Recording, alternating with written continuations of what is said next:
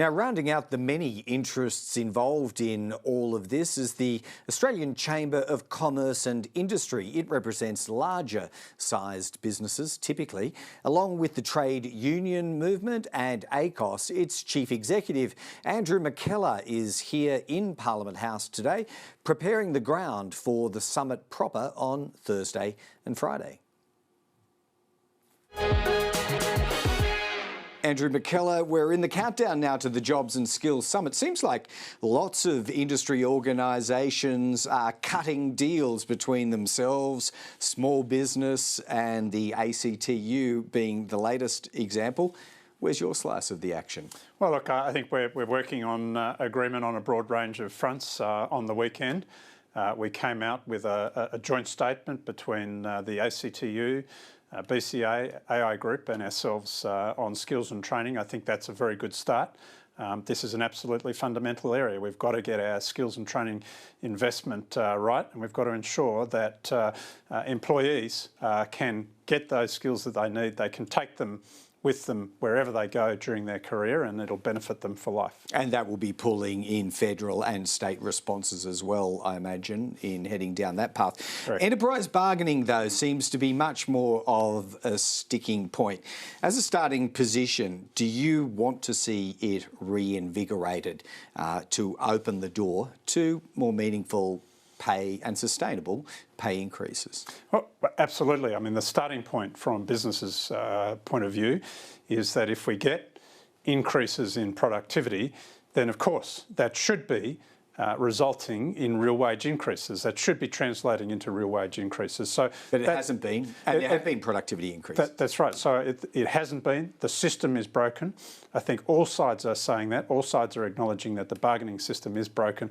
We've got to address those problems. We've got to get fundamental solutions that get both parties back to the negotiating table, and when they come up with an agreement, that agreement can be implemented, not blocked when it gets to the Commission. And what's the sticking point there in your view? Does it come down to the better off overall test? Well, I think that's an important part of it. We've got to get that test back to a situation where it's working properly and in the benefit of the parties that are negotiating. We can't have a situation where the Commission is throwing up hypothetical situations or where another third party is coming in and saying, oh, we don't like that aspect of the agreement. If the parties have reached agreement, they both agree that they're better off, then they should be able to implement that outcome. That seems like a pretty simple expedient. Do you sense that that is a deal able to be done around this summit? Well, I think hopefully there's some common ground on that point. I think it's got to apply to everybody. That's been a sticking point in the past. Everybody being each individual worker? No, it's got to be available to all types of businesses across all industries. We can't have a sort of a fast track, a particular union fast track or some other sort of arrangement and a slow track for everybody else. That's just not acceptable. It's got to be applied across the board uniformly, and that will get bargaining going again. All right, what about migration? Because it does look like the government's taken a long, hard look at intake numbers ahead of the summit, and would you agree there appears to be some willingness to meet the parties here? Well, we're getting some positive signals. I think there's been good constructive dialogue on that point. If we're going to resolve this situation, then I think really we've got to take some of the brakes off. We've got to get rid of the red tape. We've got to reduce the cost that business currently incurs as part of that process, because we have to be competitive. So if we can do that, let's not put too many conditions on it, then I think we can make some progress. What does that mean practically for business? New categories of visa or less testing of the labour market before people can be invited in? Well, I don't think it's a matter of introducing new categories of visas. I think what we've got to do is we've got to speed up the time it takes to process a visa request, a visa application. We've got to take some of that cost off business at the moment. It's very expensive to bring somebody in from overseas. We're screaming out for labour, and we are competing against other countries that are getting in front of us. We need to make sure that we are at the front of the queue.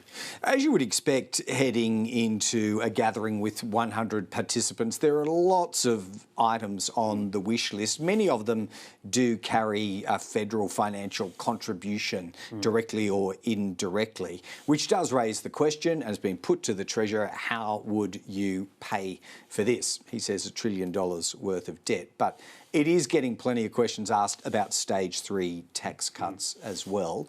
Do you have any fear, or maybe I don't want to put words in your mouth, but any inkling that that might come into play? Legislated already, but come into play after this summit? Oh, look, I think that's premature. I think let's get through and see where we think those solutions are. As the Treasurer has said many times, those tax cuts have been legislated.